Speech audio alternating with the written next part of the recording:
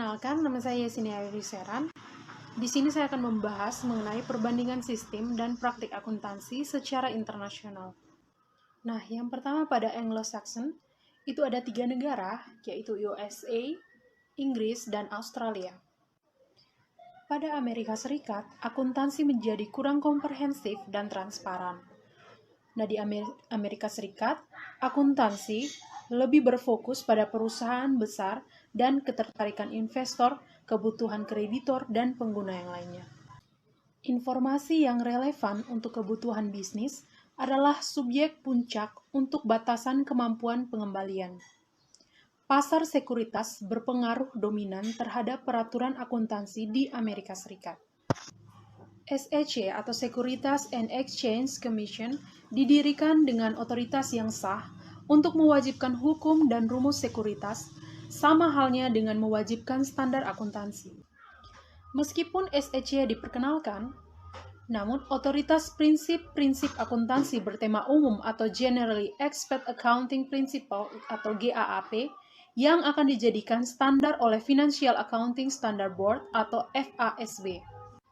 Yang berikut di Inggris sama seperti di Amerika Serikat, laporan keuangannya dijadikan sebagai tempat pemberian informasi yang diperlukan oleh investor. Nah, kalau dibandingkan, hukum perusahaan di Inggris lebih luas daripada peraturan sekuritas di Amerika. Nah, peraturan perusahaan di Inggris yang mengkonsolidasikan semua peraturan perusahaan sebelumnya yang masih ada dan berkembang menjadi peraturan perusahaan, dan termasuk persyaratan akuntansi untuk semua perseroan terbatas, tidak hanya untuk perusahaan besar atau yang telah terdaftar di Bursa Efek. Di Inggris, terdapat prinsip benar dan adil. Nah, prinsip ini mengesampingkan persyaratan yang detail dari hukum dan berbagai sumber akuntansi. Prinsip bahwa akun harus disajikan secara benar dan terlihat adil juga dipakai oleh unit Eropa pada sistem akuntansinya. Profesi akuntan di Inggris telah independen sejak asosiasi profesional pertama yang dibentuk pada tahun 1850-an. Akuntansi kebanyakan mengenai disiplin independen yang diperoleh dari kebutuhan bisnis individu. Akuntan profesional dan independen membuat pernyataan, juga sebagai akuntan perusahaan dan auditor, sesuai dengan metode yang digunakan untuk akuntan pribadi. Nah, yang berikut di Australia. Akuntansi di Australia terbilang masih muda. Terdapat pengaruh Inggris yang bisa dilihat pada struktur akuntansi Australia. Seperti kebanyakan di Amerika Serikat, Australia tumbuh sebagai hasil dari migrasi warga Inggris pada tahun 1800-an. Oleh karena demikian, praktik akuntansi di Australia lebih fokus pada informasi yang diperlukan oleh investor dibandingkan dengan keperluan pajak negara tersebut. Australia membentuk Australian Securities and Investment Commission untuk membantu peraturan dan penyelenggaraan hukum perusahaan untuk melindungi konsumen, investor, dan kreditor. Standar akuntansi dibuat oleh Australian Accounting Standard Board atau AASB. Yang berikut pada Nordik, akuntansi di negara-negara Nordik dalam hal tertentu mirip dengan negara-negara Anglo-Amerika. Tetapi terdapat beberapa pengaruh penting Jerman, khususnya mengenai perpajakan. Akuntansi Nordik menjadi kurang komprehensif dan lebih transparan daripada di Jerman dan beberapa negara Latin, tetapi tidak sebanyak di kelompok negara-negara Anglo-Amerika. Nah, yang pertama di Belanda. Di Belanda, praktek pelaporan sosial telah dibangun sejak tahun 1970-an dan melibatkan pengungkapan utama mengenai pekerja dan kebijakan personil, baik pelaporan tahunan maupun laporan khusus. Hukum perusahaan dan profesi akuntan merupakan pengaruh yang besar, dan meskipun jumlah perusahaan yang terdaftar di Bursa Efek relatif sedikit, terdapat lebih dari tradisi kepemilikan umum dari saham dan pandangan bisnis internasional daripada di negara Eropa lainnya. Nah, hukum perusahaan di Belanda menyertakan KUHP yang berbasis pada hukum Romawi. Di Belanda tidak terdapat perundang-undangan pada akuntansi. Nah, oleh sebab itu diisi dengan pengaruh profesi akuntansi Belanda yang sekarang dikenal dengan Royal Netherlands Institute van Register Accountants atau NIRVA. Nah, sebagai anggota dari Uni Eropa, Belanda mengadopsi IFRS untuk perusahaan yang terdaftar pada tahun 2005. Yang berikut di Swedia. Tradisi akuntansi di Swedia memberikan pilihan pada keperluan informasi dari kreditor, pemerintah, dan otoritas perpajakan. Nah, adapun kemunculan two-tier approach untuk pelaporan perusahaan dengan akuntan perusahaan pribadi yang bersiap dalam basis tradisional. Walaupun perkembangan akuntansi di Swedia sama seperti di Prancis dan Jerman, yang dipengaruhi kuat oleh peraturan perpajakan, nah pengaruh di bursa efek ini juga sangat penting terhadap akuntansi dan pengungkapan oleh perusahaan besar. Baik, jadi di sini saya akan menjelaskan tentang Jermanik. Jadi di sini negara Jerman terdiri dari 5 negara. Yang pertama Jerman, Swiss, Amerika Latin, Prancis, dan Italia. Berbeda secara signifikan dengan negara Anglo-Saxon. Pada negara-negara ini pengaruh hukum dan perpajakan adalah yang tertinggi. Jadi di sini saya akan membahas yang pertama negara Jerman. Tradisi akuntansi di Jerman memberikan pilihan pada keperluan informasi untuk kreditor dan otoritas perpajakan. Dalam studi terakhir Black and White tahun 2003, memberikan bukti bahwa item-item neraca seperti nilai buku ekuitas lebih bernilai relevan daripada pendapatan di Jerman. Yang kedua, hukum perusahaan terlihat sebagai pengaruh utama dalam akuntansi Jerman. Sistem yang legal disusun dengan ketat dan merupakan yang paling menentukan karena berdasarkan sistem hukum Romawi sebagai lawan dari sistem Anglo-Amerika. Tradisi keseragaman dalam akuntansi telah mendominasi Jerman dan telah memimpin perkembangan keseragaman akuntansi di Prancis. Hukum perpajakan Jerman juga berpengaruh kuat dalam sistem akuntansi. Yang ketiga, profesi akuntan di Jerman relatif kecil dan penggunaan profesional mempunyai status yang kurang.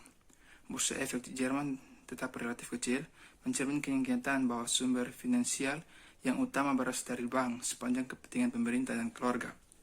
Yang keempat, meskipun demikian bursa efek menjadi lebih penting di Jerman dan banyak perusahaan multinasional Jerman terdaftar di bursa efek Amerika.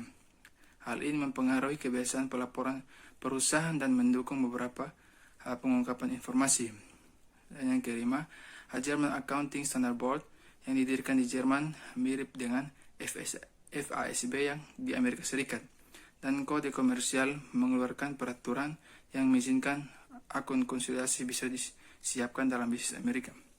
Dan yang terakhir, di poin terakhir ini, Jerman juga mengadopsi IFRS ke dalam standar yang berlaku di negara tersebut.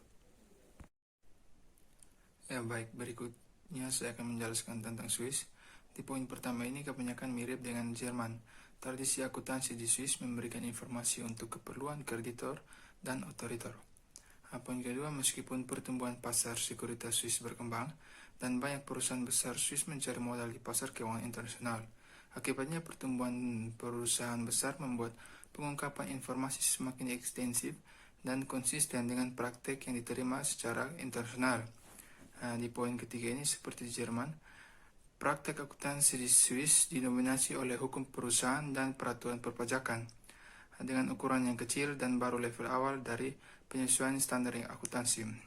Poin keempat, hukum komersial Swiss yang ada sekarang memberikan prinsip umum dari praktik pembukuan dan diikuti oleh semua perusahaan, sama halnya dengan peraturan khusus untuk perseroan terbatas. Poin kelima, meskipun aturan akuntansi ini sangat konservatif dan fokus utama untuk kepentingan kreditor, fitur yang esensial dari hukum adalah fokus dengan perawatan modal. Poin keenam, di sini sehingga biaya historis berada di atas batas penilaian, di saat yang bersamaan tidak ada yang menentukan batas bawah. Lebih dari itu, hanya terdapat pengungkapan informasi yang sedikit bagi para pemegang saham.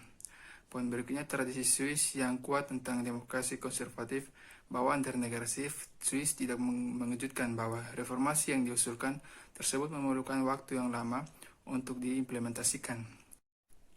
Di poin berikut ini, di sini juga Swiss Institute of Certified Accounting didirikanlah The Foundation for Accounting and Reporting Recommendation Organisasi ini mensupervisi standar akuntansi internasional yang independen dengan basis anggota yang luas, yang membuat rekomendasi terhadap akuntansi keuangan dan pelaporan. Rekomendasi ini berniat untuk meningkatkan kualitas akuntan di Swiss dengan menyatukan dengan hukum perusahaan. Di poin terakhir, ini juga negara sudah mengadopsi IFRS ke dalam standar yang ada di negara tersebut. Baik, yang berikutnya adalah Amerika Latin. Di poin pertama ini, kelompok negara-negara lain adalah serupa dengan kelompok Jerman mengenai hukum perusahaan dan perpajakan, tetapi mereka mempunyai suatu kekhasan tersendiri. Poin kedua, kelompok Latin dapat dibagi menjadi kelompok maju. Di sini kelompok maju meliputi Argentina, Belgia, Prancis, Portugal, Spanyol, dan Italia. Dan kelompok yang kurang berkembang di sini meliputi seperti negara-negara Brasil, Chili, Kolombia, Meksiko, negara Peru, dan Uruguay. Di poin ketiga ini, pengaruh kolonial Prancis dan negara Belgia pada satu sisi dan Spanyol dan Portugal pada sisi lain adalah juga kelihatan pada sejumlah negara Afrika dan Selatan Amerika, Brasil, Meksiko, dan negara Peru. Di poin keempat, akuntansi Latin cenderung secara relatif lebih rahasia dan konservatif daripada negara-negara Anglo-Amerika. Baik, yang berikutnya saya akan menjelaskan tentang Prancis. Di poin pertama ini, tradisi akuntansi di Prancis memberikan pilihan kepada kebutuhan informasi kreditur dan otoritas pajak, seperti di negara Jerman. Penekanan ini mengubah bagaimana sidaknya sampai taraf tertentu berkenan dan besar korporatif yang didaftarkan dan terutama M&A. Poin kedua ini, tekanan pasar internasional sepertinya akan memberikan harapan kepada suatu pendekatan yang lebih berorientasi kepada pemegang saham, terutama yang berkenaan dengan akun konsolidasi.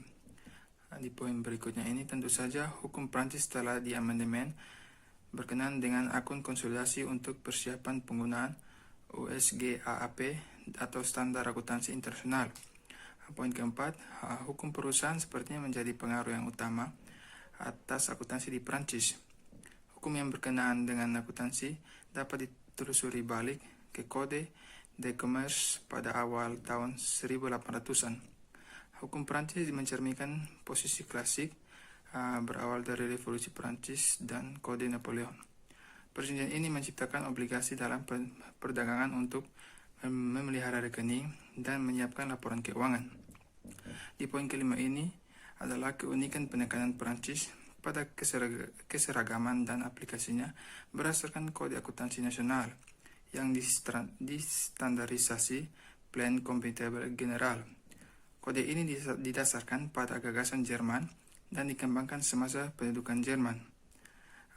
Diterapkan pada tahun 1947. Tujuan yang mana masih belum semua tercapai adalah untuk mempromosikan perencanaan ekonomi negara yang lebih efektif. Di poin ke-6 ini, isi dari Plan Comptable General adalah luas dan meliputi suatu daftar perkiraan terperinci dengan klasifikasi kode numerik untuk semua rekening. Aturan yang berkenaan ini dengan penilaian dengan pengukuran laba, model untuk presentasi laporan keuangan, kebutuhan konsolidasi, dan seterusnya. Pengaruh kode adalah dapat meresap dan mempromosikan lebih banyak pendekatan sesuai dengan hukum keakuntansi dibandingkan pendekatan keputusan judgmental Anglo-Amerika. Di poin ke-7, hukum perpajakan cenderung mengesampingkan aturan akuntansi sebagai perluasan pengurangan untuk pembayaran pajak yang harus dicatat pada akun-akun jika terjadi tuntutan atas manfaat pajak tersebut. Bagaimanapun, di bawah tahun 1982, Plan Comptable General, aturan tersebut mengizinkan suatu perbedaan antara penyusutan ekonomi dan penyusutan pengecualiannya, yang di belakang disebut kelebihan pajak, yang dapat dikurangi di atas penyusutan ekonomi. Di poin ke-8 ini, yang menarik, peran akuntansi umum dan auditing dilaksanakan oleh institusi terpisah yang dibentuk berdasarkan hukum, yaitu Ordre des Experts Comptables et des Comptables Agree dan Compagnie Nationale des Commissaires aux Comptes. Yang poin ke-9 ini, bursa saham masih relatif kecil di Prancis, seperti di negara Jerman, yang mencerminkan fakta bahwa sumber keuangan yang utama adalah bank, pemerintah, dan minat keluarga. Bagaimanapun penekanan lebih pada minat investor telah diberikan beberapa tahun belakang ini mengikuti penerapan dari Commission des Opérations de Bourse tahun 1947. Di poin terakhir ini, juga negara dapat mengadopsi IFRS ke dalam standar yang ada di negara tersebut. Baik, yang berikutnya saya akan menjelaskan Italia. Di poin pertama ini, seperti di Prancis, kepentingan pemerintah dan otoritas pajak mendapat tempat utama daripada pemegang saham. Walaupun ketimpangan sekarang berubah seperti perusahaan besar Italia menjadi lebih terlihat dalam pasar keuangan internasional. Poin kedua, di Italia pengaruh dari undang-undang perusahaan dan regulasi pajak pada akuntansi sama seperti di sejumlah negara kontinental Eropa dan terutama Prancis, Belgia, dan Spanyol. Di poin ketiga, lebih lanjut sejumlah perusahaan M&A besar membuat pengungkapan sukarela dalam menyikapi tekanan pasar modal internasional. Di sini M&A merupakan multinational enterprise, itu merupakan perusahaan multinasional yang beroperasi di beberapa negara. Jadi kalau perusahaan yang sedang berkembang ke level multinasional, jadi negara tersebut harus mengadopsi standar luar negeri dan fokusnya cenderung beralih ke pemerintah dan para pemegang saham. Poin keempat, dan di sini terdapat tradisi dari konservatif untuk meminimalkan keuntungan pajak dan distribusi ke pemegang saham. Ini juga bukan hal yang tidak umum untuk perusahaan Italia untuk menyajikan kelompok akun-akun untuk manajemen otoritas pajak dan pemegang saham.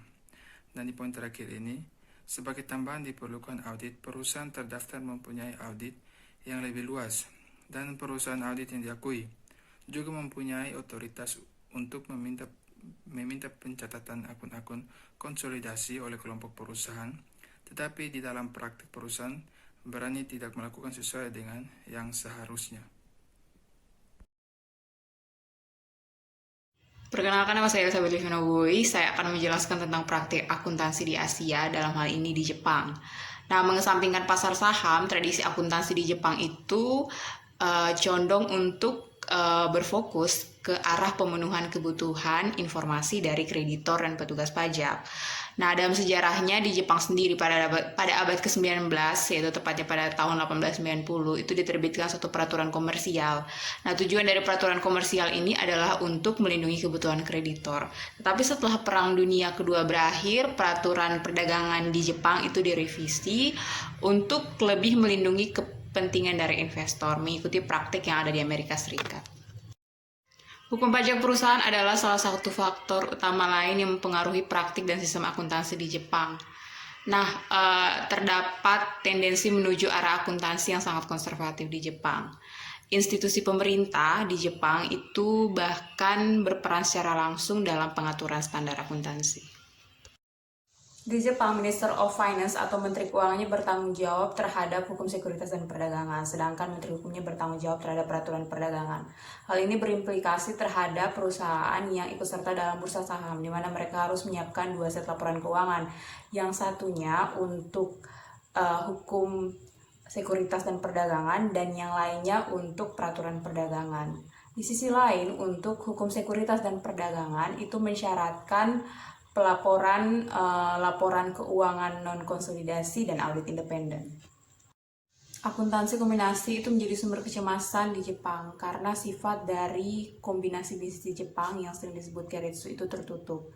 Tetapi perkembangan terkini menunjukkan bahwa keiretsu sudah lebih terbuka untuk melakukan bisnis dengan entitas lain. Selanjutnya adalah faktor-faktor yang mempengaruhi perbedaan praktik akuntansi di dunia. Yang pertama, laju inflasi. Bagi negara-negara yang berpengalaman atau sering mengalami inflasi, terdapat standar akuntansi yang mencakup masalah-masalah inflasi. Lalu, yang kedua itu adalah sistem politik. Bagi negara-negara demokrasi, laporan keuangan dari perusahaan tersebut dalam negara-negara demokrasi itu cenderung lebih transparan, lebih rinci, dan lebih lengkap. Selanjutnya itu adalah pertumbuhan ekonomi. Dengan bertumbuhnya ekonomi suatu negara, maka semakin berkembang juga bisnis dari negara tersebut, sehingga semakin besar permintaan informasi, akuntansi, perusahaan dari para pemakai informasi. Adalah profesi akuntan. Semakin maju tingkat pendidikan dan ekonomi suatu negara, profesi akuntan juga semakin kuat. Dan kemungkinan besar profesi tersebut akan mendorong pengembangan dan perbaikan akuntansi, baik standar maupun praktik akuntansi. Lalu peraturan perpajakan. Undang-undang pajak di suatu negara mempunyai andil yang cukup besar terhadap perkembangan standar dan praktik akuntansi. Lalu ada pendidikan. Semakin maju pendidikan suatu negara, maka semakin banyak ahli-ahli di bidang akuntansi, semakin banyak akuntan ahli, semakin canggih informasi akuntansi yang dapat diberikan kepada pemakai informasi. Dengan semakin maju tingkat pendidikan akuntansi, semakin banyak pula aktivitas di bidang riset akuntansi yang akan menambah kualitas standar dan praktik akuntansi. Lalu pasar uang dan pasar modal. Semakin maju pasar uang dan pasar modal di suatu negara, maka semakin maju pula akuntansinya. Hal ini disebabkan oleh persyaratan perusahaan yang akan mendaftarkan sebagai perusahaan go public dan mendapatkan pinjaman di pasar uang. Persyaratan tersebut salah satunya adalah penyusunan laporan keuangan yang sesuai dengan standar akuntansi keuangan dan harus dievaluasi dan diaudit oleh akuntan. Selanjutnya, konsep konservatisme dalam akuntansi, yaitu praktik yang mengutamakan pengakuan laba yang lebih rendah dengan mengakui lebih lambat keuntungan dan pendapatan, mempercepat pengakuan biaya atau kerugian, dan memperendah pengakuan aktiva, dan mempertinggi penilaian hutang. Jadi, dengan praktik akuntansi konservatif ini, maka laporan keuangan disajikan dalam situasi terburuk bagi perusahaan, karena bad news harus diakui terlebih dahulu daripada good news. Sebenarnya apa tujuan dari konservatisme akuntansi ini? Tujuannya itu untuk menghindari moral hazard karena pihak investor tidak dapat sepenuhnya memantau manajer dalam melakukan pendelegasian tugas, sehingga keputusan ekonomi yang dibuat pemakai laporan keuangan itu tidak overestimate. Selanjutnya tentang kepatuhan multinational enterprise terhadap international accounting standard. Mengapa mereka patuh pada international accounting standard? Karena untuk meningkatkan exposure mereka ke pasar luar negeri, untuk meningkatkan pengakuan pelanggan, untuk mengamankan modal asing, dan untuk mengurangi biaya politik melakukan bisnis di luar negeri. Selanjutnya tentang perkembangan profesi akuntan di Asia Pasifik. Nah, sebuah hasil penelitian menunjukkan bahwa tuntutan akuntan profesional dalam negara dengan ekonomi berkembang itu tidak terpenuhi dalam hal kepuasan secara keseluruhan dalam pengalaman pengembangan karir mereka. Selanjutnya tentang pilihan kebijakan akuntansi di Asia Pasifik. Nah, perusahaan yang diteliti itu menggunakan teknik akuntansi peningkatan pendapatan yang dicirikan dengan tingkat konsentrasi kepemilikan yang lebih rendah dan set peluang investasi yang lebih tinggi, serta leverage keuangan yang lebih rendah. Namun ditemukan bahwa di Indonesia menggunakan teknik akuntansi yang paling menurunkan pendapatan dibandingkan dengan perusahaan lain di Australia, Hong Kong, Malaysia, dan Singapura. Dan terakhir, adopsi International Accounting Standard oleh European Union karena permintaan pasar akan informasi akuntansi yang lengkap dan transparan.